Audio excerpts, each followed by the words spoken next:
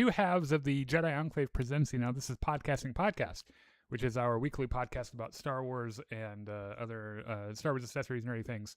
Can you scoot? I should have checked this before we went. This way? Nope, other way. Like maybe 2 centimeters more. Perfect. Okay. Anyway. Weren't you just talking about how you want us to be more I professional? know. Oh, I immediately wrecked it. I understand that. In fact, I botched our opening because I noticed that our producer, Matt, forgot to unmute our audio track, even though we had just talked about it 3 seconds beforehand. That's okay. It's fine. I figured it out. He'll do it better the next time. You're fired, Matt. On the show today. It's not that I forgot. It's that we did it at the same time. On the show today, they can't hear you. Shut up. On the show today, Maul Shadow Lord, episodes 7 and 8, Daredevil 7, Born Again season 2, episode 7, The Boys season 5, episode 5, whichever one that is. Something like that. Yeah, we're gonna talk about all of it. This is a live show, by the way. So if you want to put a little bit of comments in the little comment section there, that'd be great, and we'll read them between sections. Give us your opinions, and we will judge you harshly for them. Also, while you're in that mode, if you could go give us a like on Facebook Live, Twitch, YouTube, TikTok, Kick. We're on Kick. That's a thing that we do. It's mostly bots, but that's fine. And then join us on Discord as well. Just recently, we started doing a Game of Thrones watch along with my friend and our producer Matt, who's never seen it. His husband got deployed, so we've been trying to distract him every night. So all you need is a free Hyperbeam account. And if you're wondering what the fuck is that, you should join the Discord and find out. I didn't know about it until like last week, but it's free. You go and get an account and then join the voice chat when we do the watch alongs, and you can watch it. Well, you don't have to have the show or anything. Just watch along with us and hang out. So, we have to do a special segment that I didn't tell you about. Hold on. Okay. I'll be right back. I think I know where this is going. I don't know if this will reach. Good luck. Okay, why do I do this? Tell me everything you know about the saxophone. It is conical. Hey, that's actually true. I'm surprised you went so like. That's a really important. I took fact. half a semester of saxophone methods. All right. What else? It has really weird fucking fingerings when you get up into the high range because of how it works. That's right. You know what else is really good for? What? Playing happy birthday songs to their friends who thought that I didn't realize they had a birthday yesterday. I mean, I knew you realized it. I just realized you would comprehend that it's the day after.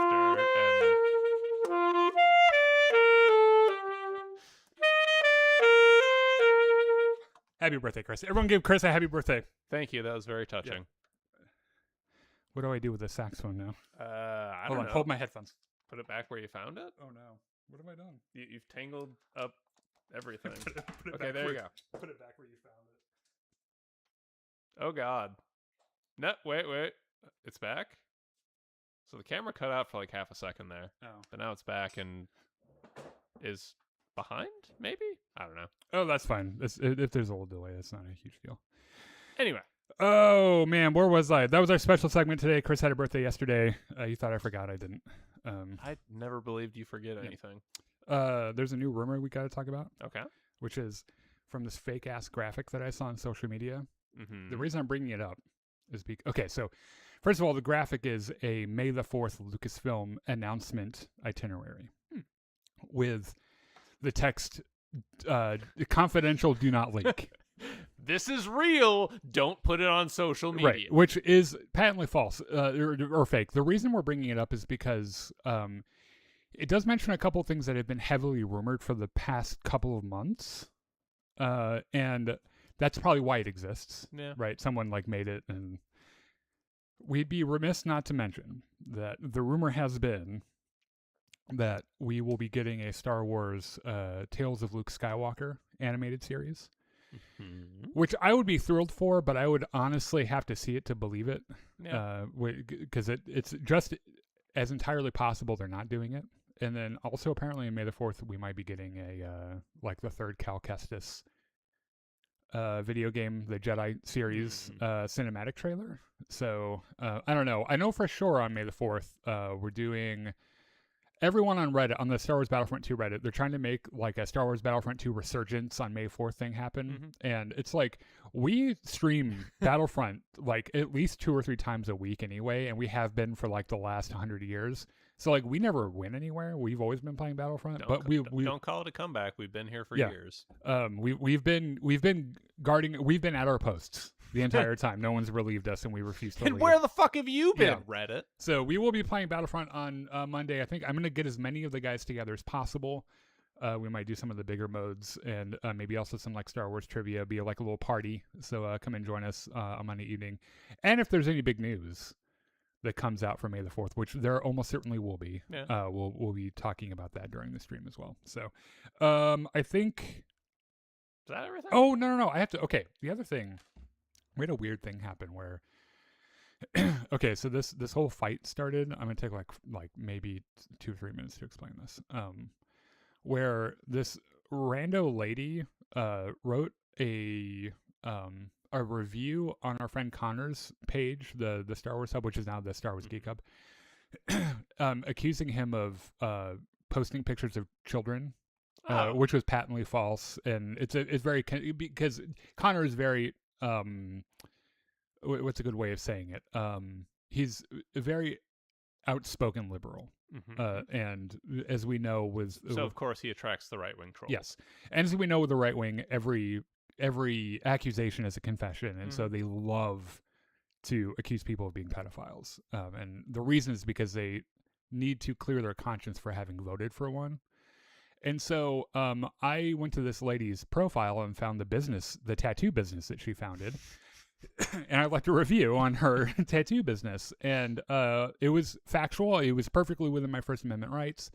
I posted a screenshot of the comment that she left, and they got pissed. Oh my God.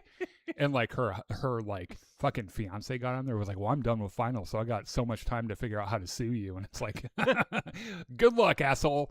But they had one of their friends post a similar review on our page. The same, it's always the same fare, like, we don't like you, therefore you're a pedophile kind of a thing.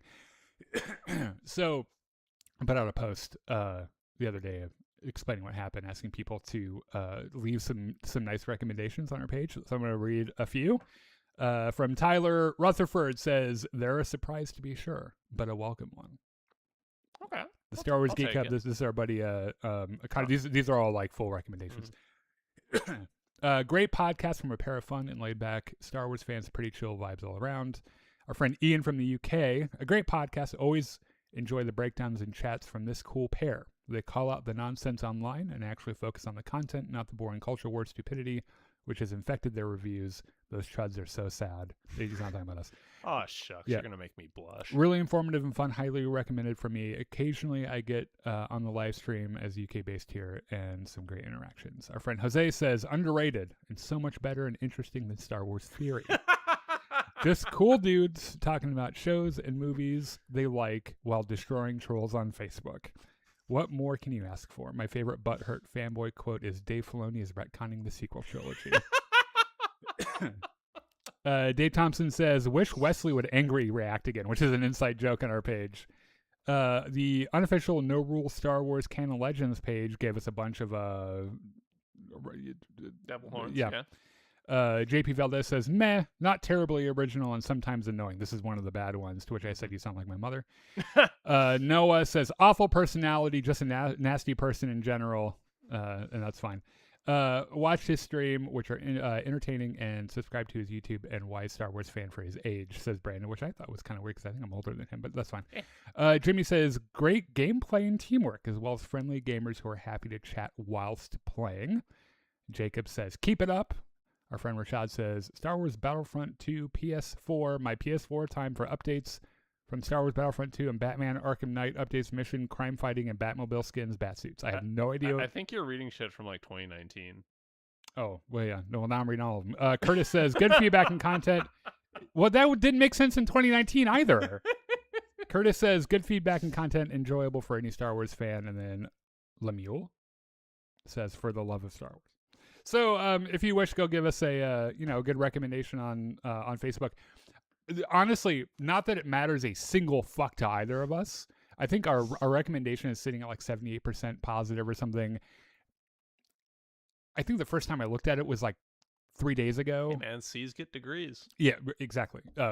So I don't know if you want to go leave us a kind recommendation, we'd appreciate it. It would mean more to us if you liked and subscribed and commented. So yeah, there's that. So now we got to get to today's attraction. I think if we try really hard, this show might be an hour long. Or maybe we're not talking about Invincible anymore. Maybe just a tad bit longer. And don't get me wrong, I really miss Invincible. I really wish it was still happening. However, it is kind of nice. 4 goddamn shows. It's nice not to have to go through 4 shows of content. So, leave your comments. We'll read them in between. And do you have any spoiler-free thoughts about this one? There were a lot of really neat things that we're going to get into that are big spoilers. There's one music cue in the set of 2 episodes that I just absolutely adored. Okay. But generally, like, I mean, I feel like everything I was going to say otherwise we've already said before. Yeah. Spoiler free. It's been consistently good. Yeah. It is as good as it was last week. All of my thoughts about it have remained the same. Mm-hmm. I think it's cool. I think the season next week is the. Yep, next week is the season finale. Which doesn't that happen on May the 4th? That's the end of the show on May the 4th. I think so, yeah. Because May 4th is Monday. Yeah. So we already know the show's going to get a season 2, so it'd be interesting to see kind of how they leave it off. Also, we'll probably be talking about it on May the 4th when we play Battlefront, so you can come by and say hi for that. So the Imperial crackdown has begun. Let me test this to make sure. Oh, wow, it worked the first time. Holy shit. Okay. So previously, citywide curfew. Yes, citywide curfew. Maul and what's her name? Rook? No, the other one. Oh, Devin. Devin. Yeah. Maul and Devin fought off an Inquisitor, and then the Inquisitor went and called someone and said, "Hey, what should I do here?" He went and called his dad. Yeah. So citywide crackdown. Yep. Public transport's been halted. Patrols are sweeping sectors. The Empire has tightened control.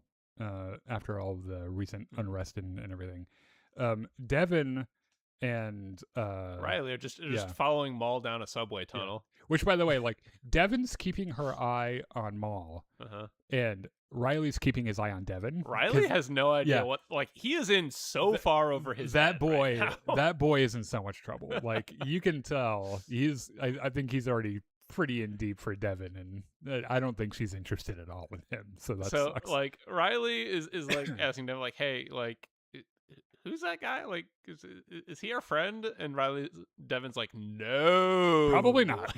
He has horns, dude. Like, what the fuck? He is in fact a murderer." Yeah. Meanwhile, Maul's like, "I can hear you, kids. Yeah. You know, like, I'm right in front of you. You're not as stealthy as you think." So like they're at this spot where they're like reluctantly trusting him because they need to escape the Inquisitor. So the plan is to reach his camp and use his ship to leave the planet, right? Devin is still extraordinarily suspicious, and it is clear that she intends to leave once they are safe, right? Here's some stripey Devin, and here's Riley going, "Just one kiss, please. Just one kiss, please." Lawson and Daki. Yeah, they're tracking Devin and Riley through a force connection, right? So Daki does say, "I can find Devin through our connection." Yeah. And Lawson says, "Well, the Imperial curfew is like going that way, so we should go that way." Yeah. Which is where we're going to meet up with Devin and Riley. Which is, I think it turns out, Sector 10, right? Yes. And yeah, so their big goal is that they need to reunite because like Lawson's freaking the fuck out because he doesn't know where his son is, and Daki's like, Devin is probably fine. Yeah, she's probably fine, and to be fair, just by proximity, Riley is probably fine as well. And I don't think for now, but he's also an idiot space lacrosse jock, so who knows? So who the fuck knows? I love this shot, by the way. Yeah, I love this shot of Maul. He's like, "Do you want a little pat on the head?" And Spybot's like, "Yes, I do." You. So, we get a look at his camp, right? Mm-hmm. And like we know that like the camp's run by Mandalorian forces under Rook, his like second in command, who is, we find out in this episode and the next episode, extraordinarily loyal. Yes. To the point of it being a problem for the other Mandalorians that are following them. She values principles over such petty physical concerns as like money, Yeah, right. and some of her subordinates are the exact opposite. Yeah, they're like, we'd like the money, please. So I think they've got their ship, right? They're going to be they're just got to head down the tunnels Yep. and get to the ship. right. The problem though is that Imperial patrols are closing in fast, right? And I love Led this. by an Inquisitor Yeah. who is just doing the Batman Yeah, thing he's on like, her roof. yeah. He's sitting up there. He's just hoping someone sees him. He's like, I hope someone's looking up here. I Right now. look This so looks so cool right badass. now. Yeah. So this is what's his name? I can't remember his name. Oh, it's a Vario. The little guy, yeah. Because he's still hanging out with them, and he's. I mean, where else is he gonna go? But he's also like trying to find an angle, you know. So Always. you know, yeah. He's kind of a like a shrewd little dude. So, Maul kind of starts to up his pressure on Devin, and he offers her the normal. He gives her like the Sith gambit of, hey, do you want to join? Like power and a larger plan to defeat the Empire. And he's trying to like get her to stay and everything, and Devin refuses, and she's like, I gotta rescue Riley, and you gotta go help, you know, Dacky and everything. And he's like, God damn it, girl. Fucking kids. Yeah. And so she, I think, goes to leave, right? I think they even have a conversation. So like Devin asks Maul about his master, and Maul's like, well, yeah, he betrayed me. Yeah. And Devin's like, so is he still alive? And Maul, like, Sam Witwer puts a universe of bitterness into how he delivers the word. Yes. Unfortunately. Unfortunately, right. Yeah. Which is cool. I like how I think is in the next episode they do some really cool stuff with Maul's backstory. Which is another thing I've really enjoyed is this the way that they've taken Maul as the original idea from George Lucas, which was just really a one-dimensional. He looks cool. He has a double-bladed lightsaber. He flips around and tries to run over Anakin on his speeder. Right. They've taken that and turned it into this kind of extraordinarily complex character with like believable motivations and a whole bunch of his own pain that he's trying to deal with and everything. And cool robo legs. Great robo legs and a pet droid. Yeah. Which is always really cool. And it's of which he seems to be very fond of because he keeps petting it. The thing that keeps sticking out to me is the fact that this exposition that they're doing with Maul, this like building his character, makes it easier for me to imagine how he gets to where he is at the end of Rebels when he finds old Ben Kenobi out on Tatooine, like the end of his story. Yeah. And like looking back at that now and reintegrating all of these different character things about him, it's like, wow, that actually makes quite a lot of sense. So so Devin's like, I'm gonna go. I need to go so as to no longer be here. And Riley's like, I will go wherever she goes. I will follow her to the ends of the galaxy. And Maul's like, goddamn hormones. That will not do. And so he's like, you either stay or I make you stay. And she's like, but you said I could leave whenever. And he's like, yeah, I fucking lied. I need you to be my apprentice. Like, we could really kick ass together. And she's like, pass. Riley, let's go. And he's like, yes, ma'am. And so he's like, no, actually, I think we're just going to sword fight. And Devin's like, I thought you'd never ask. And neat little touch here, like one of their poses, Devin does the Obi-Wan, the Sarisu stance. Yeah. So they do. There are a lot of really cool shots in this show, by the way. The saber fights in general are just badass. And so Riley, by the way, in this exchange is entirely useless. He's just hiding behind a crate. And he kind of uses that, like he kind of pushes him back, right, with the Force. And Devin's like, hey, stop. Like, really, maybe we'll have kids one day. And Riley's like, really? Maybe? And she's like, I don't know. We make it out of here alive. So there's a little bit of a problem, though, which is, the Empire has arrived. And I love that, like, we keep getting shots of these two. Oh my god! I just almost said Dothraki guys. I didn't mean Dothraki guys. Dathomirian guys, who are obviously insanely loyal to Maul and everything, and there's the one with the minigun who's just kind of probably insane. He's like, oh, I'm gonna light that shit up. And I love this, like the shot where he hits the pilot and they're like, oh well, I guess we're crashing. One thing I really like about this fight sequence is that Maul immediately jumps in front of his troops and starts deflecting Imperial shots back. Yeah. And then Devin also jumps in front of his troops and starts deflecting shots back. Yeah, Maul's like, you're in this. And she's like, no, I'm not. Leave me alone. Well, I mean, they have a common enemy in that moment. Yeah. So back at police headquarters, Captain Dickbag and Marak are standing outside the headquarters, and they're waiting for something. And a ship lands, which is a very really cool ship. It's a very familiar ship that we've seen before in the Obi-Wan Kenobi series, which is the like on Tatooine when the Grand Inquisitor and Reva and those guys show up. So I think I'm not sure if the Inquisitors have like one ship and they just share it, or they just have like a few of these. They probably have a couple of these. But we find out that this dude is here, and I first brother, I think, the bird guy. Yeah, the bird guy who is in Tales of the Jedi, I think. He's the Inquisitor that, spoiler alert, Ahsoka kills unarmed. Okay. Like, she doesn't have a lightsaber, she still whoops his ass. Good for her. Yeah. So Daki and Lawson have kind of gotten onto the trail of Devin and Riley and those guys, and they're kind of trying to get through the tunnels and everything. I think this is before Riley gets captured, right? Yeah. So the Imperials like land. I get ahead of my notes and I forget where I am. Yeah. And one of them grabs Riley and hauls him off, and Devin like tries her best, like she does this big flying jump and onto the ship, but she falls off.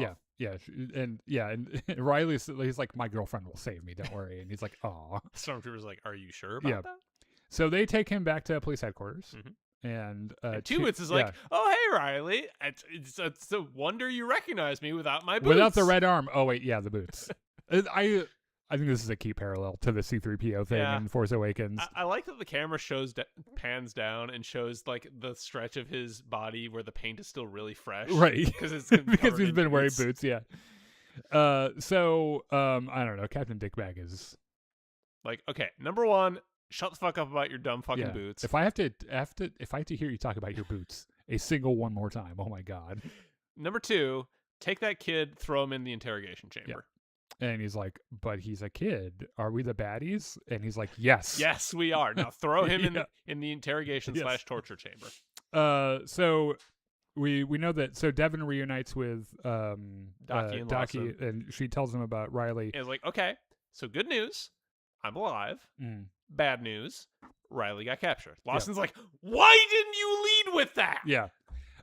So Daki suggests leaving. He's like, have you considered maybe that we are making literally everything worse? And she's like, yes, but I think this boy loves me and I have to go rescue him. It's kind of our fault that he got mixed up in all this. Yeah.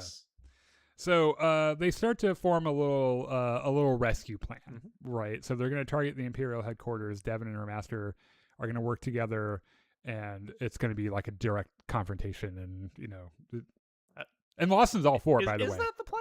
Because like, well, I think that's Lawson's. He's like, I will go in there and shoot every motherfucker there. Daki's like, maybe that's not the best idea. He's like, well, no one ever asked you, so it's my son in there, and I'm freaking out. Okay. Can we at least work on an escape plan? Yeah. Like, can you call your one casino friend? He's like, you know what? We'll talk about it on the road. Let's go. So there's a little bit of tension forming in Maul's ranks. The Mandalorians are starting to kind of question their loyalty and Rook and Maul's leadership. Yeah, so like Maul and Rook are like, all right, we're going to the ship. Let's go. Yeah. Take only what you can carry. Not the credits. Yes. Yeah, and they're like... The Mandos are trying to carry their boxes of money, and Rook is like, fucking leave the money. It's just going to slow you down. But it's my money. She's like, we'll come back and get it. And they're like, no, we won't. So yeah, they go walking through the tunnels towards the ship. Yeah. So Rook catches up to Maul, and she's like, we might have a fucking problem, by the way. The price to maintain their loyalty is going up, and this might be a problem down the road. So there a little bit of a hint there that their organization might be having a little bit of trouble. So Lawson's plan is that he's going to sit right outside of police headquarters and call Two Boots and see what Two Boots can do for him. And Two Boots, this is really funny where like that thing goes off and then he's like, oh shit. Captain Dickbag's right there. Yeah, like, and he like in his shows lunchbox like he puts it in his lunchbox and like puts it in the fridge and he's like, we'll never hear him in there.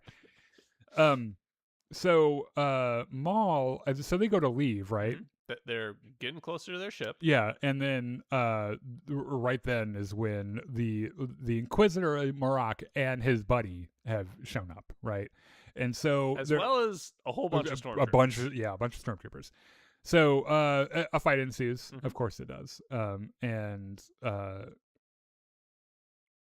think I just put this shot of Rook in here just because it's so badass. It really is. Yeah. Yeah. I love, like, it's really hard for me to pick what because I run the risk of putting every frame of the show in our slideshow just because everything looks so nice. So we have this little fight. Yeah, Maul and the Inquisitors get separated and they're in these caves and they're fighting. And at one point, Maul does this little sneaky thing where he sneaks away and like runs around to separate them. And it doesn't really work though. And his legs get kind of cut up. This is the shot of the Mandalorian ship that they were going to take. In my brain, I keep referring to these guys as Dumb and Dumber, even though they're not dumb. They're just not. They're just kind of like, they give off that vibe. Yeah. At some point, Maul's robo leg gets injured, right? Like he takes a blow to it or cut something. up a little bit. Yeah, and and so Maul at the end is just like kneeling down and puts up his hands, and Marak says, "Oh no, we're not accepting any surrenders today. You're just gonna die." Yeah. Well, before this, his buddy tries to save him, right? Because they're about to deliver the coup de grace, and Dumber comes in and is like, "Look at my minigun! Yeah. Oh no, I've been stabbed." Yeah. He's like, "Oh man, those lightsabers don't fuck around, man." And then Dumb is really upset over it. Understandable. And also, there's a clear reaction from Maul too, where he's like, he fixed my robo legs in the last episode, motherfucker. I liked him. So this is a spot where like Marak is like, we're gonna 86 you. Yeah, the Emperor wishes you to not be alive anymore. And Maul's like, okay, that's great. But what if I drop this cave on you? He's like, you know what? I don't want you alive either. So you can just fuck off. So yeah, he drops the ceiling on them, and they get away just in time. This is okay. Tell me that this is from the next episode, right? This is him flying through the air toward the bridge, and he does a little spin. He twirls and drills through, and he also kind of does the Palpatine screech. Did you notice that? Yeah. And so I'm wondering, is there like a Sith move where like did Palpatine sit Maul down and he's like, okay, if you double tap Y, you will spin through the air and screech. Yeah, and Maul's like, that's the coolest fucking thing I've ever heard of. Also, what the fuck is a Y button? Yeah. So yeah, he escapes and he cuts through the bridge and is able to, where are we? Oh, Maul's missing after the battle, right? And Spybot can't find him. Oh, at some point in the previous episode, the Mandalorians made a break for the ship and took off, but immediately got shot down. Right. Yeah, so they don't have to worry about those loyalty problems anymore. But they also don't have a ship. Yeah. So Rook orders a retreat out of Imperial range, and they're not sure whether or not Maul is alive or he's been captured, right? But we know he's alive. Yes. And we kind of go through this this I guess period of, I don't know, Maul kind of psychologically torturing himself, I guess, or at least being haunted by visions. We get a lot of stuff. We get vision. Well, first, he's haunted by the vision of his younger self reflected in the water. I love this shot, by the way, where he's looking at himself, and then like a water droplet falls and disrupts the reflection, and it turns into his like little baby self. Yeah. I think he's probably like 10 or 12. And he says, "I hate you." Yeah. Yeah, this is him limping around. Oh yeah, because the robo-legs don't work. Yeah, so this is back at Riley is interrogated by the Empire, right? And he's pressured for information about Devin and the Jedi, and then the bird guy comes in and is like, "You're gonna tell me everything you know." Yeah, and I like Riley's reaction, by the way, when he sees him, and he's like, "What the fuck is that?" Yeah, so he holds firm though, though his life it's like you're in danger, girl. He can. Yeah. So Oh yeah, this is Captain Dick Excellent. Bag introducing. He's like, you're gonna like Inquisitor Birdman. So Lawson prepares his desperate plan. Yep. He calls Two Boots. No, he calls his oh, yeah, casino you're- friend. Well, She's like, okay, look, the ship is leaving Yeah. in 2 hours. If you're on it or not. yeah, and he's like, I don't know if I can do that in 2 hours. She's like, well, She's like, that "Too sucks. bad." Yeah. So, Two Boots Two Boots has talks this conversation. To, I can't remember what this cop conversation who's is like, about.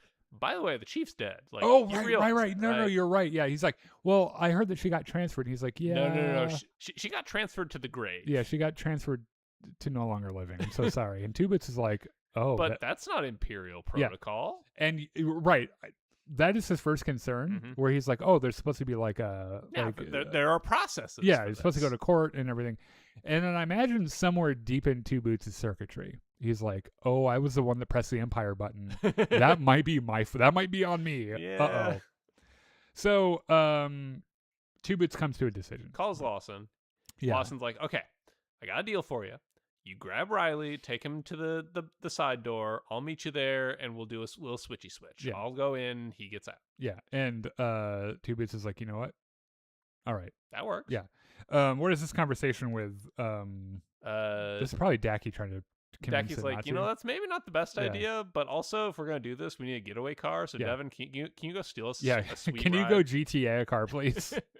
Devin's like, This is the thought you'd best never best ask. week of my life. So Two Boots shows up to Riley's cell and says, "I'm Two Boots. I'm here to rescue you." Come with me if you want to. Yeah, live. and Riley's like, "You're a little short for a stormtrooper, aren't you?" Tubus is like, no, actually, I'm a little tall for a stormtrooper. Yeah.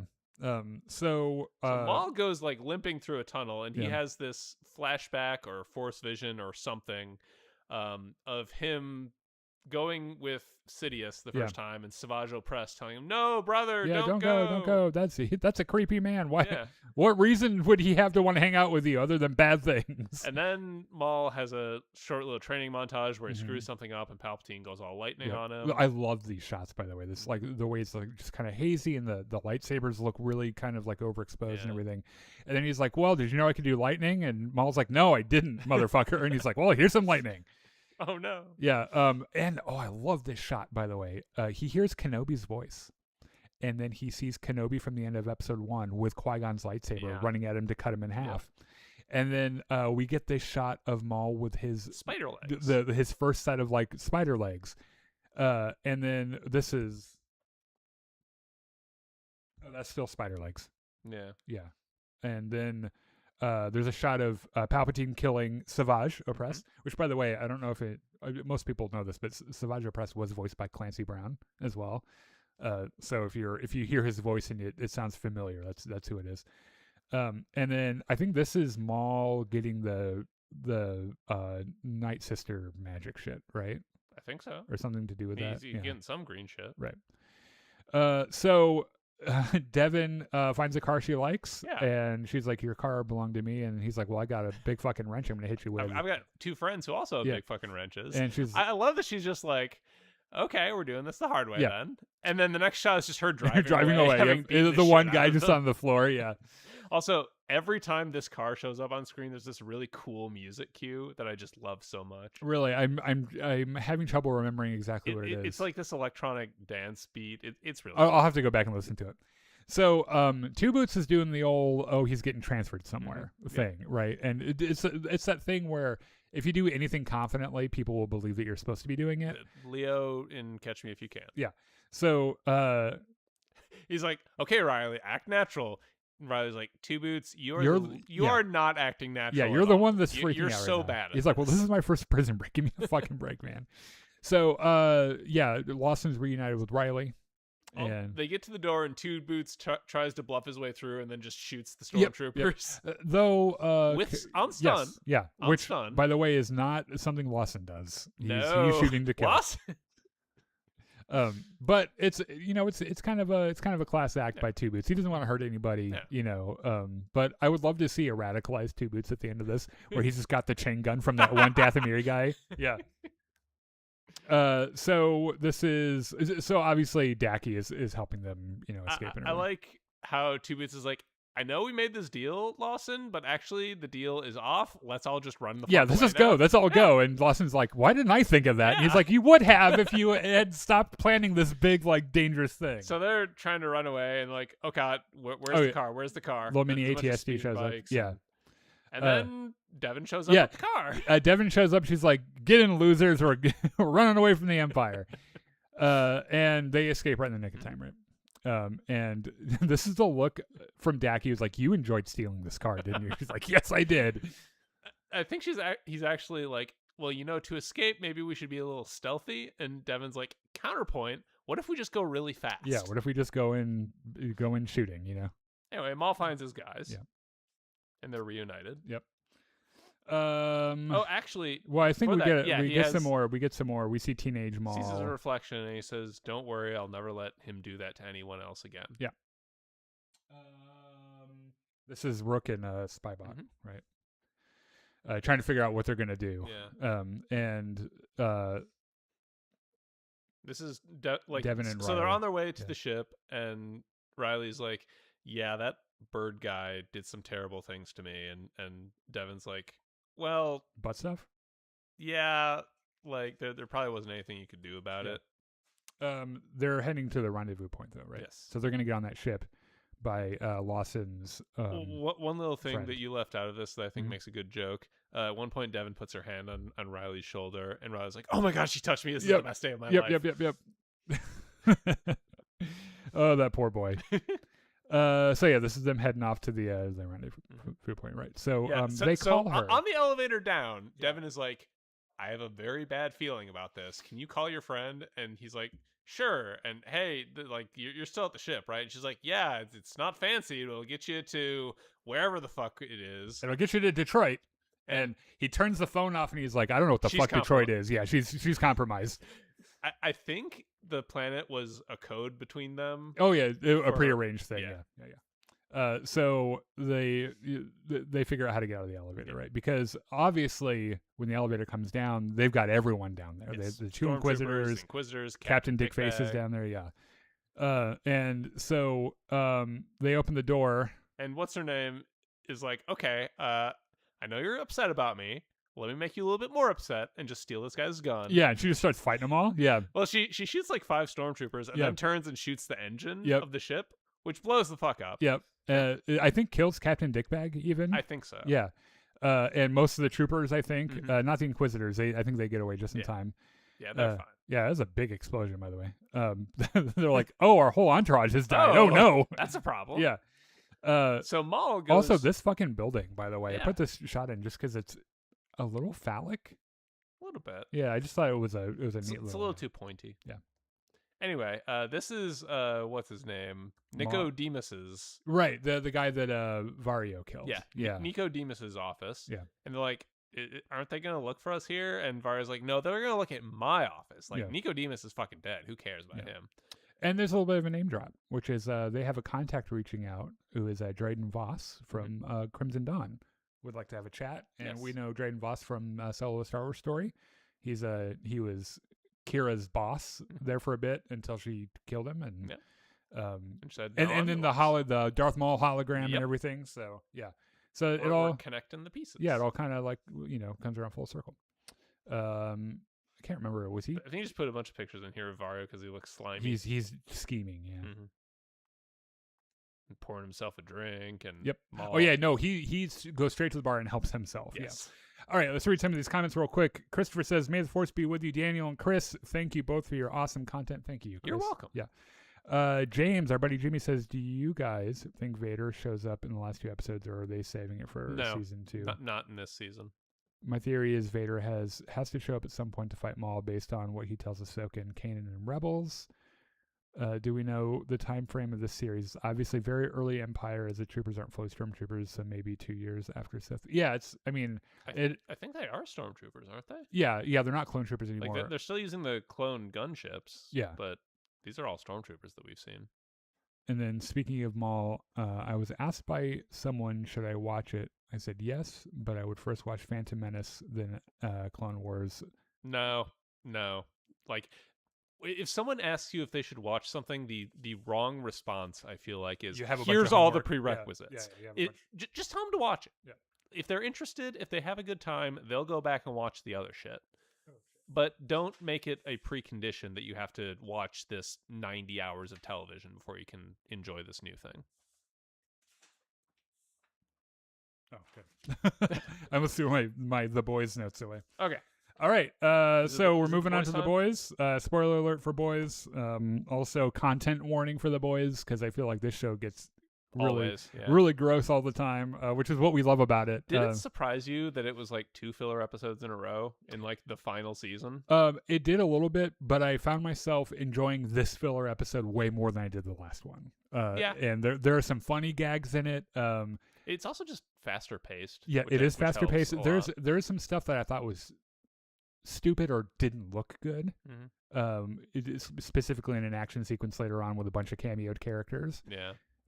But you know, I think if I had to pick between this one and the last one, I would pick this one any day. So yeah, spoilers for this show. If you don't remember, last time, Homelander's decided that he's God, and he's like, "You all agree, right?" And they're like, "Yes, sir." All right, then we need to new church. God needs worshipers, so make a church. Yeah. So we open a meeting of the 7. Yeah, if that concept sounds insane to you, I was talking to my partner John today about this and about how, like, if you would put this story in front of someone in 2010, your response would be like, "Oh, this would never happen. This is insane." But now in 2026, the reason this show is so uncomfortable is because of how it mirrors our current experience. It's very close to reality. And it's just a little overblown, but not that much. And I think that's what's so scary about it, right? So also, I like how, like, at the end of the last time, I think Firecracker had a little idea about how to sell Homelander as God. Yeah. And so now she's giving her presentation, right? Democratic Church of America. Yeah, and how they're positioning Homelander to be the prophet of God, right? And this hilarious look from Homelander was like, "I didn't say I was the prophet of God. Prophets are servants. Yeah. I am God. I am God. Your God does not exist. I am that God." And Firecracker is like, "Oh, cognitive dissonance. What do I do? Yeah, oh no." Yeah. So she's trying to. They've got like the whole. By the way, I put this guy's picture in here because his face bothers me so much, and I think it's because he's supposed to appeal to that thing that everyone hates about mega church pastors who are on TV. Yes. The way that they have a way of saying things to make it sound more compelling than it actually is. Like Ted Cruz tries to do this as well, where everything is like a whispered, reverent way of saying something, and then you end it with a good old amen at the end. He does that, and it just gives me the heebie-fucking-jeebies.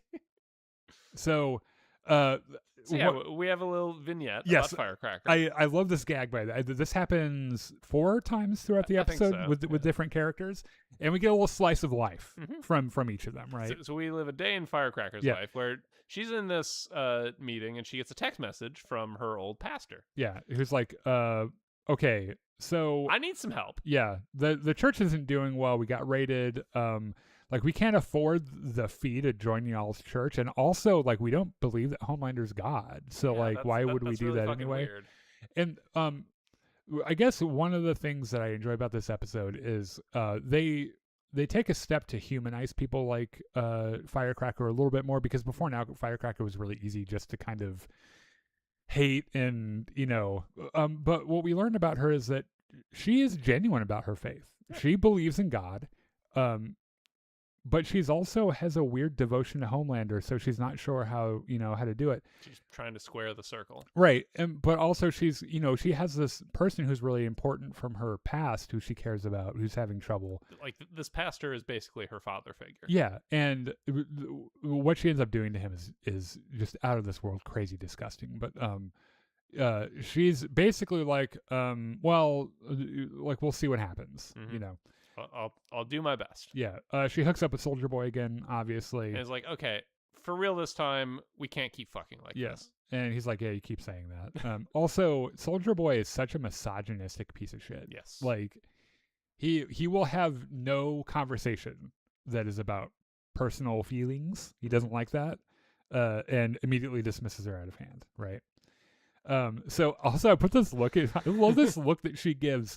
This is her talking to the religious guy. Yeah. What's his name? Oh, Father. Oh, I swear to God, I thought at one point they said All Father. And I was like, are they doing like no, that is an entirely different tradition. Yeah.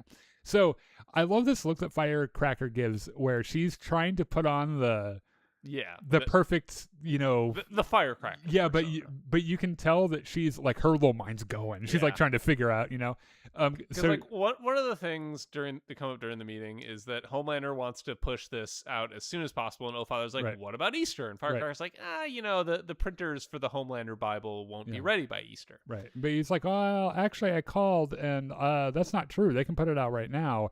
And she's like, but I want everything to be perfect. And he's like, I think you're dragging your fucking feet. And I'm wondering why. She's like, well, bless your heart. Yeah. Which, if you speak Southern, doesn't mean what it sounds like. Yeah, no. Well, it can mean several things. Like, it can have many meanings. Yes. The way she meant it was, fuck the fuck off. Yeah. Yeah. So, she goes on her Fox and Friends show. Yeah.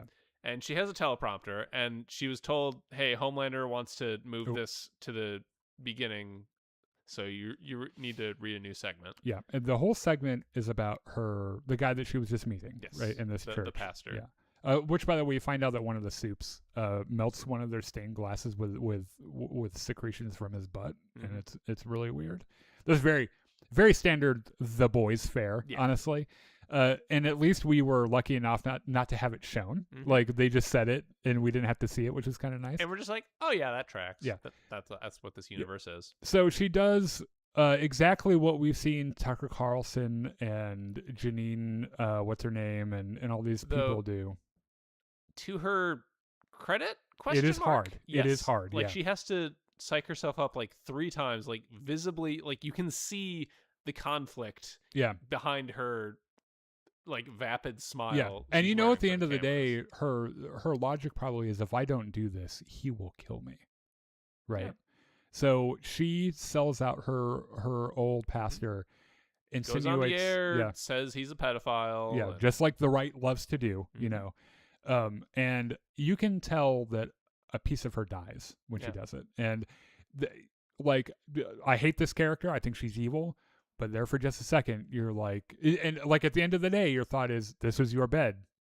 You've made this bed. Now you sleep in it. But also, I'm a human being, and I'm like, oh man, you can empathize a tiny that bit. really sucks. Yeah. So then we get to Black Noir. We get to spend a little time with Black Noir, who likes to pack his shit up. He's moonlighting in little amateur theater. Yeah, and so he goes to his theater, which we find out later that the National Endowment for the Arts has been outlawed. Yep. Yeah, which I think is really funny because stuff like that's happening. So he gets up on stage and he has a scene, and then who is directing this scene but the guy that was the director of like the DCEU the shitty, analog movies from the earlier seasons. And Black Noir comes up with this really dumb idea. I thought this was a bit for a second, where he was like, what would be way more in character is if my character just did a barrel roll. And the director loves it. And it's like, he acts like it's the best idea he's ever heard. Yeah. And I really thought it was a bit for a second, because I'm like, there's no way, right? What do you mean barrel roll? Yeah. Like, are you going to flip over like a fucking fish? Or I don't know. But he loves it. Yeah. Like, he's like, oh, that's beautiful. That's fucking... Kid, you're going to go far. Yeah. Cinema, right? Yeah. And so he goes, they have this conversation about Black Noir has this friend at work that he really hates that likes to upstage him and likes to take credit. Like, fucking upstage him back. Upstage that bitch right back. Why? When I was working on Dawn of the Seven, there was this really big dick called the Deep. Yeah. And I had to fucking put him in his place. Yeah. And Black Noir is like, okay. Heard. So of course they're recording their podcast. Yep. And then Fuckface is on their podcast. They're talking about the new Church of Homelander and everything. Yep. And the Deep's trying to sell him on something that will make him look really good. Yep. And then Black Noir is like, this is my fucking moment, That's dude. the stupidest fucking idea I've ever heard. How about this? He comes up with a really good idea. So I'll come out. Homelander will do a faith healing. I'll be able to speak, and I'll even be able to fly. Yeah. And Father, which, by the way, did you know I could fly? And he's like, no. No, that's really cool. Yeah. Like, that'll definitely get us points with the Pentecostals. Yeah. Let's do it. Yeah. And the Deep is just fuming. this is a problem. Yeah. Which, by the way, he's not even supposed to talk. Yeah. And it's really funny where he talks. Mm-hmm. Father's like, oh yeah. He's really surprised. This is his like, damn, that's a good idea. Look. Holy shit, you can talk. So the Deep follows Black Noir Mm-hmm. to his theater and kind of figures out like what's going on and does this really cruel thing. So Adam's like, okay, hold that thought. I have to go take a dump. yeah, well, because he just told him like, we're going to Broadway, we're going to change the world and everything. Yeah. He gets his hopes up and everything, and then I don't know what the Deep does to him. He puts like a parasite in his butt or something. He puts an eel up his ass. And it's again for Very the boys, gross. standard fare for the boys. In fact, I can't put most of it on our slideshow. It'll get us fucking canceled. But he dies. He's just like, my ass hurts so much. Yeah. Well, by the way, great last words. Oh, and then we switch to another point of view. I was trying to explain this to John today, and just because he hasn't been watching the show, he did not get it. But that's fair. Someone is having a dream. Yes. That Homelander is inviting them to penetrate him. Yes. And who is it? But other than Terror. Billy Butcher's dog. We get a whole slice of life section for Terror. And this is so fucking hilarious because this dog sleeps all day and likes to fuck his Homelander doll. That's what and eat shit. Yeah. Like that's what he likes to do, right? And so we watch him do that. Yeah. And this is a first person view of him humping the doll. Yep. So we find out that Starlight and Kimiko want to wash the doll. And this whole bit using words we can't say on TikTok. Kimiko also offers him the steak that Frenchie cooked for her, and it's a metaphor for how they want very different things in life. Yeah, they do that twice in this POV, by the way, because I'm pretty sure that Kimiko likes well done steak, how could you? She is wrong. Yeah, how could you? But yeah, it's maybe Kimiko and Frenchie have. They're not destined to be together forever. Or they haven't figured out, even despite the fact that Kimiko can now speak, they are less able to communicate, which I think is really interesting. So what is this conversation with Butcher and MM is trying to find whoever the fuck they're trying to find for the V1, and Butcher is like, well, have you tried harder? Oh no, I haven't. I'll try that now. Yeah. So this is Frenchie in the kitchen. He's trying to. He's very focused on giving his Kimiko chocolate souffle. And he messes it up and he throws it away. And he does this whole thing about how like Kimiko wants kids, but he's like I can't even keep plants alive. Like I'm the most I'm literally a drug addict. I can't be trusted with anything. And there's a conversation here between Huey and Butcher, but it's before Butcher offers what he ends up offering, right? Yes. So Huey is like, okay, if we get the V1, maybe we can use it on Kimiko and Starlight so that, they won't die in the soup plague. Yeah. And Butcher's like, no, we don't have time for that. Like, we got to get this plague out there right the fuck now, or else Homelander will get the V1 and we're all screwed. Yeah, if Homelander gets V1, it's over, right? So Frenchie throws the chocolate souffle away because he messes it up. And of course... Terror gets in the trash can, starts eating it, and Butcher's like, holy shit, this is really bad because dogs should not have chocolate, which is real, by the way. Yes, chocolate is extraordinarily poisonous to dogs. There's a compound in it called theobromide that dogs cannot digest or their kidneys can't process. So it will kill them. Or if they don't eat a ton of it, they can get kidney damage. Like it's really bad for dogs. Also bad for dogs, grapes. Don't ever give your dog grapes. That will kill your dog's kidneys. What you can do if they accidentally eat something, apparently, is put some hydrogen peroxide down their throat, and then they'll just fucking puke it up. They'll just puke it up, yep. I love this bit here at the end where... Butcher's like, hey, Terror, I know Starlight wanted to wash your Homelander doll, but I know you like it crusty. I stole it back for you. Here you go. And this shot of him letting him hump it, and then he's just reading a book in the background. Yeah. I mean, Butcher's used to this by now. What I didn't put in here, they circle back on that conversation, and I think Butcher's like, okay, if we have time, we can try and save everyone and interesting question. Huey's like, well, what about you? And Butcher's like, let's put a pin in that for now. I wouldn't worry so much about it. Yeah. So then we get a little bit of Sister Sage. So, like, all these shots of the Seven start on that meeting as it breaks up. Yes. They filmed that very cleverly, by the way. I like how they did that. So Sage and Soldier Boy get on an elevator together. And Sage does a little bit of her mental manipulation, right? Yeah. Where she's like, if Homelander gets the V1... You're going to be with him forever. Yep. Isn't that great? Yeah. And he's like, no, it's not. And she's like, well, that's your problem. Bye. Well, I think he also tells her that he's going to L.A. and God, he hates L.A. Yeah. Because of course he does. does. Because of all the liberals, yeah. So Sister Sage and Ashley... She calls up her buddy Ashley. Yeah, she's like, hey, let's get drunk, bring your head. And so Ashley shows up. And well, actually, so she's making her play, and she's like, okay, actually, Ashley, I didn't invite you here for you. I need the other one. Yeah, I need Voldemort. Need Baxley. Yeah. Which, by the way, this CG is wonky, but it looks funny as shit to me. Yeah. So, like, I kind of excuse it a little bit. One thing I love about this whole conversation is that Ashley keeps turning around and Sage just turns her back around so she can talk to the right head. So basically, she needs Baxley to read Soldier Boy's mind so that she can know what he and Homelander are planning. Yeah. And Ashley's like, that is an awful idea. Yep. And Sister Sage is like, okay, I hear you, but let's get drunk. Yeah. And they get drunk and they, share some memories. Yep. Sister Sage asks her about something that she already knows about, but she's trying to soften her up and everything. And then she comes clean. And I think that this is some more 4D chess, but she appears to come clean. Yes. About her master plan. She's like, okay, the plan is first the virus gets released, then there is a massive war between all the humans and all the supes. And the outcome of that doesn't really matter to me because I will be sitting in my bunker in Colorado reading books for the rest of time with nobody to bother me. Finally, some fucking peace and quiet. Which, honestly, I get it. I totally get it. The thing is, I'm wondering if this is actually what her plan is or if this is just another layer that she's using to manipulate Ashley. I think it is. Which one? Your answer was very confusing. It's actually her plan. Okay. All right.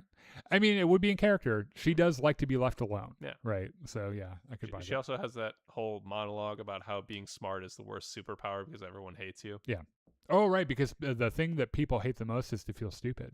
And goddamn if that isn't salient and kind of depressing how real that is in our society. Right. So, anyway, we get Soldier Boy. Yeah, we get to spend a little time with Soldier Boy, and they go and talk to Stan Edgar. Stan Edgar's like, oh, I'm not gonna tell you guys anything. Fuck off. And they're like, well, we're gonna kill your daughter. And he's like, oh, okay, your granddaughter. Go to L.A. Yeah, go to L.A. and meet. What's his Marathon? name? I think. Hold on. He's the speedster. Mr. Marathon. Mr. Marathon. Yeah, he was a speedster before A-Train. Right. They developed this a bit in the first season where like they have a race, A-Train beats him and he gets on the 7. And Homelander fires him because you're no longer the fastest man in the world. I don't need you. So they go to the wretched hive of scum and villainy that is Los Angeles. They go and meet Mr. Marathon, and then we see a cameo filled scene, right? Which is Kumail Nanjiani.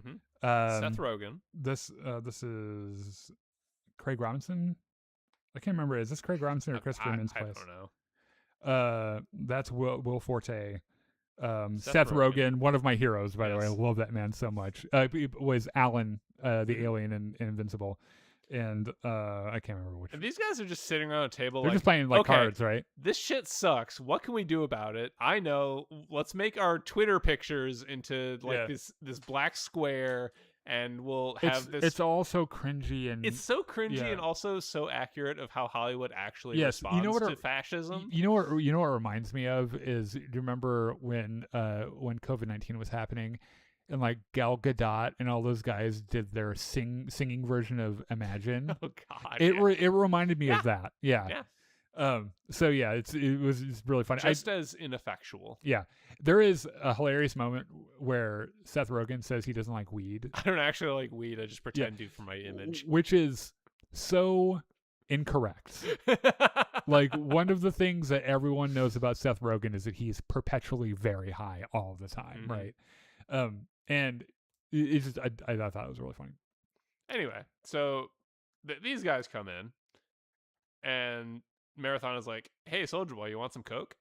Yes. Homelander, can I get you a hit? And Homelander's like, "No." Yeah, Homelander is such a killjoy, dude. Like, out of all the soups that exist, Homelander is the one you least want to go to a party with. He just like he doesn't know how to interact around people, and he's weird and shit. There's this conversation here between Mr. Marathon and Soldier Boy, and apparently Mr. Marathon's an idiot because he thinks that Homelander can't hear him. But he's pretty much like, that this is all fucking crazy. Him thinking he's God and shit, and you must know that.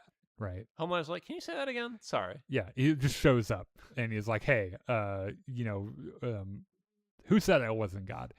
And this escalates to the point of this guy knocking him out with gas. Yes. Right. Well, first, yeah, this is fine. Yeah. Because they go into his trophy room, but it's not anything important at this point.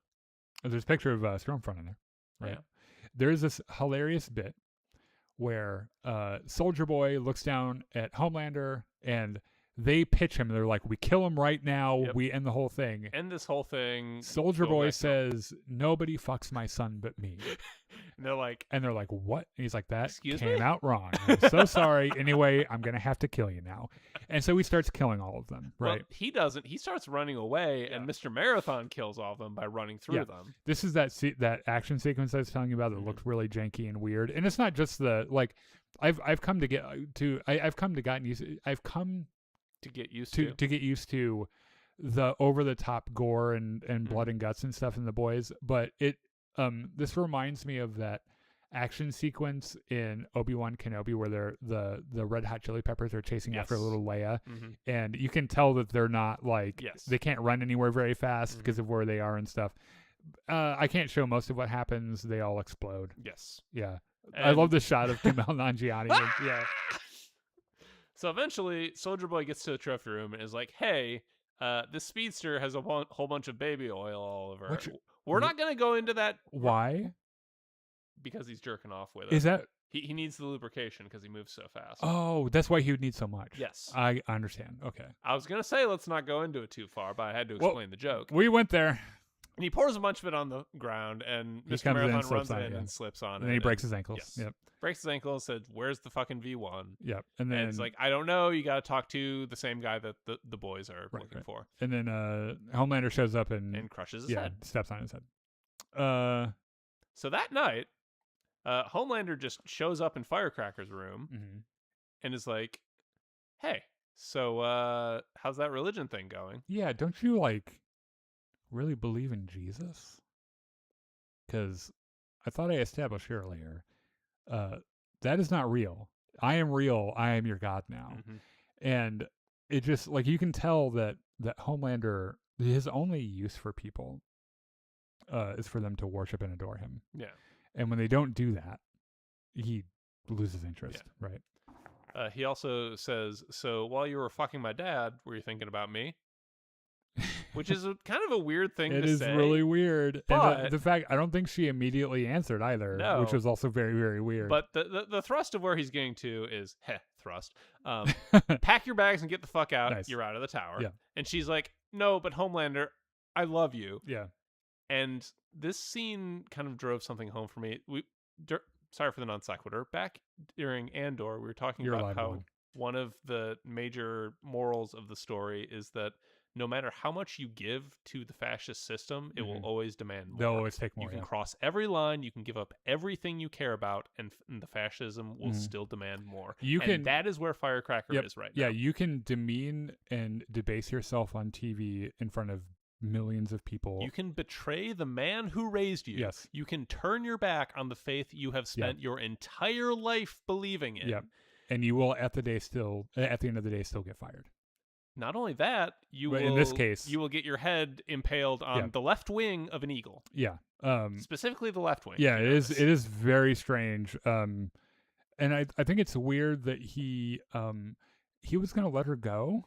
Mm-hmm. Right? And then she gives a speech about how much she loves him Yeah. and she'll do anything for him. And I'm not sure why he did this, I guess. Yeah, it's a little weird to me because like Homelander's whole thing, at least as I've perceived it, is that he wants people to love him. Yeah, and it's here's so a person clear who that loves she him. does. Yeah, and so yeah, I'm not exactly sure what he might have just been annoyed by her. I don't know. Maybe. Because as much as he needs people to love and adore him, he is also just fickle sometimes, like and shallow. So who knows? Yeah. All right. We only got like 3 episodes of this left. They need to get. They need to wrap it up. Yeah, I don't know how they're gonna do it. So we're moving on to our last thing of the day: Daredevil: Born Again, episode 7, 5, 7, whichever one happened this think week. It's 7. Yeah. So spoilers for that. We're not gonna do spoiler free just because we need to get through it. But the city. So previously, Karen was arrested by ICE. Riots have erupted. Yes. After the City Hall attack, the media has framed the vigilantes as criminals. Daniel figured out that BB is not on his side. Or doing the videos, right? And then Wilson has publicly promised to restore order, right? And so, do you know what the significance of this jewel is? Oh, it's the one that therapist lady took in the previous episode, and I think it's just him realizing it was gone. Maybe it was like her favorite pair or something. I don't know. Oh, okay. Yeah, I wasn't sure about that either. So Karen's getting processed in prison. She gets put in a cell, and then Fisk shows up to say hi to her. And she says something that really cuts straight to the nerve, which is, I've never seen you scared, and you right now are scared, and I kind of like that. And he's like, I think I just might choke you to death. And she's like, it won't change the fact that you're scared.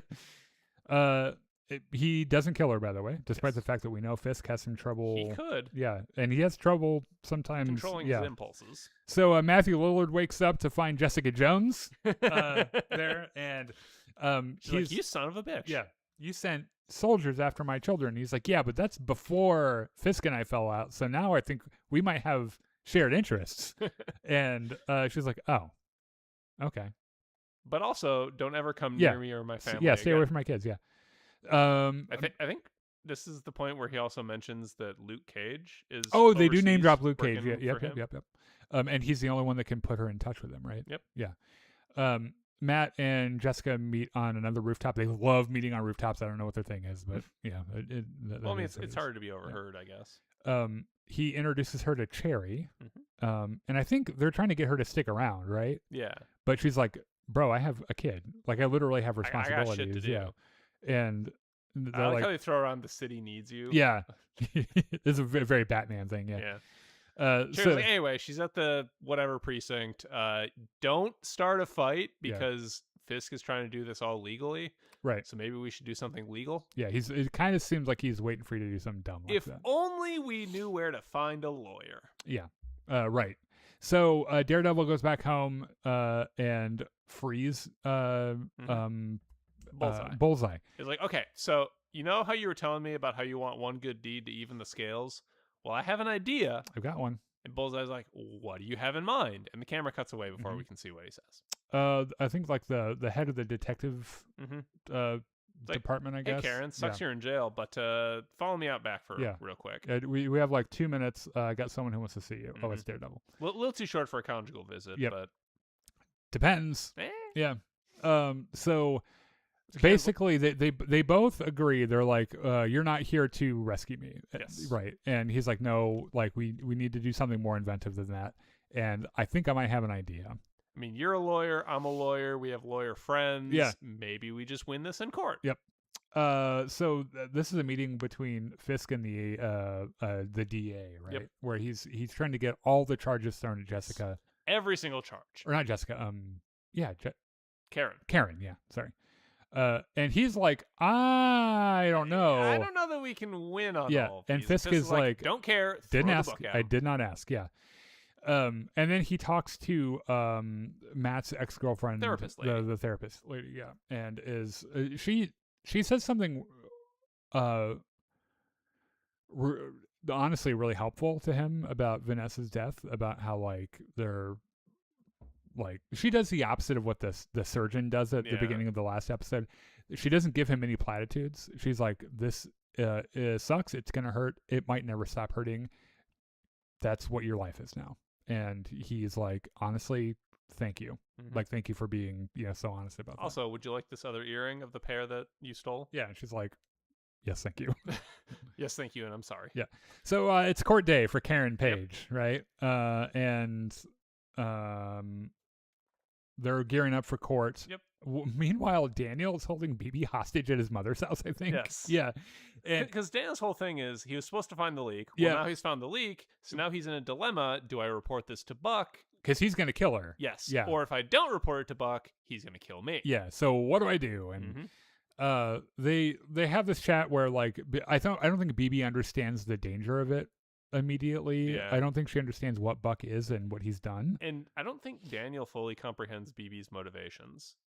Because like he might intellectually know that BB's uncle was killed by Fisk or at Fisk's orders, but he hasn't lived with that. Yeah. He hasn't thought all the way through. Also, he is honestly until the BB thing happened was really loyal to Fisk, right? And so he's not exactly sure what he's doing about that. And so he's like, okay, we need a safe house.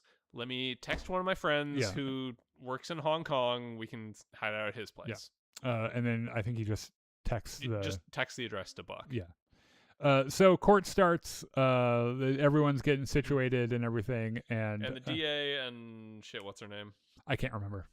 Other lawyer lady give their opening statements, and it like goes back and forth between them. And then she's like, "Oh, by the way, I have a big old surprise. I'd like to bring in my co-counsel. Yeah. And everyone, please welcome Matt Murdock. Now, this is brilliant. I love this look from Fisk, by the way. He's like, son of a bitch. Well, I don't think that's what this is. I think it is. Because the reason this works so well is because Fisk just a few days ago was lauding Matt Murdock as a New York City hero and bring this hero home, and so he can't turn around and say, well, he's a dumbass, right?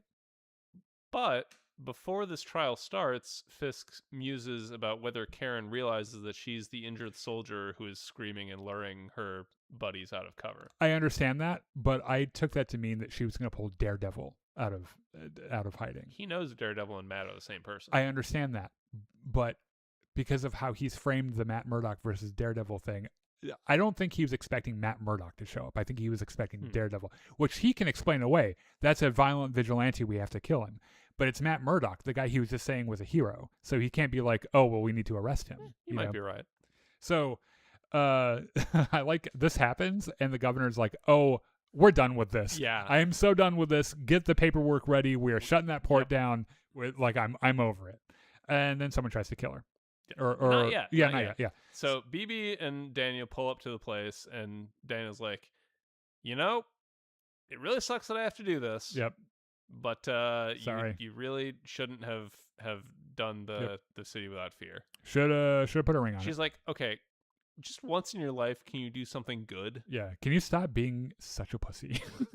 And he's like, well, now that you mention it, I am kind of a pussy, and also I kind of haven't done anything good with my life. Yeah. So and he's also really clearly in love with her. Yes. And so he's like, get out of here. Take my phone. Yep. Get the fuck out of here. Don't tell me where you're going. Right. Because if I don't know where you're going, it can't be beaten out of me. Right. And then he goes upstairs to meet Buck. Buck. After court, Daredevil and the gang are attacked.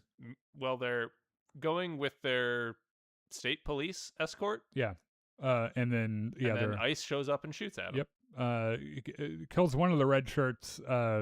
Cherry's able to fight back without having a heart attack, which is kind of nice. Matt is wounded. Yeah, he's shot in the leg, right? But he does throw his fucking stick right through that, because he can't get too fancy because people will put it together that he's Daredevil. But he's like, I will launch this stick straight through the windshield. It makes the ice van crash. Yeah.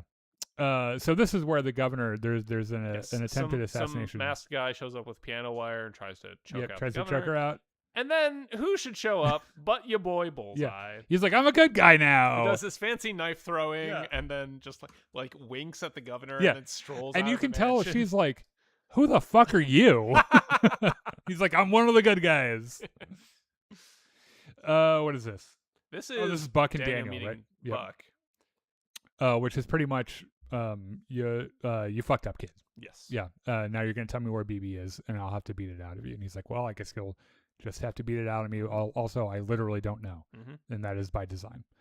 And he's like, well, this is a very unpleasant scene. Yeah, and you can tell. I feel like maybe, I don't think that there's a world where Buck doesn't do exactly what he needs to do. Right, because it's his job. Right, but I think maybe somewhere he kind of started to like Daniel a little bit, and it doesn't relish it. At the very least, he appreciated what Daniel could do for them. Right. I think. Yeah, sure. So I love this meeting between Karen, like. They're both people that have fucked Matt Murdock, and they're this. And I think they both know. Yeah. Also, a weird way to break the Bechdel test. By the way, to have this energy, knowing it's about Matt, but never actually saying it. But anyway, they spar. They get. I love that. Therapist lady starts with her profiling test, and Karen immediately recognizes, like, I can. She reads right through it. Right? Yeah, she reads right through it. I know exactly what you're gonna ask me. And she gets her claws in a little bit, and so much so that it really kind of unsettles the therapist. And then the therapist is like, "Don't pity me," and Karen's like, "Too fucking late." Well, now I'm gonna pity you more. And also the therapist is able to get in a couple of unpleasant truths about her as well that kind of hits close to a nerve. So basically, Buck is like, okay, well, I'm not going to get any information out about this. Disloyalty must be punished. So here's my gun. Yep, and he shoots Daniel, fucking dead. Yeah. Mm-hmm.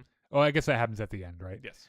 So Jessica Jones shows up to church, where Matt is praying to Saint Jude, the patron of the saint of lost causes. Right. And I think difficult cases. Sorry. Basically, her thing is, I guess I'll stick around and help you all fight. Yeah. I mean, you got a bum leg, so someone's got to carry you around. Yeah. And then this is where Buck shoots Daniel, and I was really sad about this because I feel like Daniel's a fun character, and Gandolfini Jr. plays him well. I think he's superb in this show, and I think he's probably one of my favorite characters. I think he's complex. I understand why he's doing what he's doing, but I also understand why he's pulled away from it as well. I'm not saying that his loyalty to Fisk is bad, like that's a bad toxic trait, but Gandolfini plays it so well and with so much nuance that every time he's on screen, I find myself kind of drawn to him, while watching him act, and it's just cool. I think his dad would be really proud of him. So I'm really sad he's gone, and also it sucks that Buck is really hot, and I don't know what to think about this anymore now because he's a really very pretty man. Let's see, Buck, Bullseye. You've been lusting after Matt Murdock. Matt Murdock. The Punisher could fuck me until I could not walk. Frank Castle is so hot. Oh my god. And on that note, that's a great place to leave the show. Yeah, I think sure. We will be back next week with the season finale of Maul. Shadow Lord, the next episode of Daredevil, which might also be the season finale. I think maybe, and then also The Boys, and then a reminder that on Monday evening during our normal stream time we'll be doing some May the 4th festivities. So please come by and say hi and all that jazz. In the meantime, thank you so much for your comments and your support. We love you guys, and we'll see you later.